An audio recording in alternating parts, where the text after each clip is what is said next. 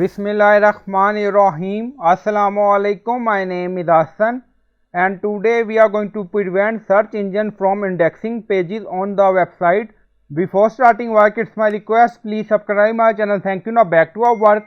So we are going to add code in .htaccess file to prevent search engine from indexing images on our website, and you can use this code in WordPress, PHP or HTML website.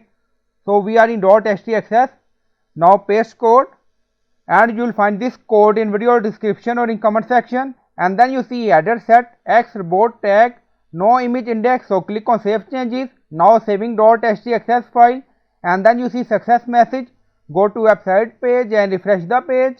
Now right click on it and then click on inspect element, and then you see network, and then press Ctrl R, and then scroll up, you see domain. So click on it, and then you see header, and then scroll down, you see response header, and then you see x report tag no image index we added using .htaccess file.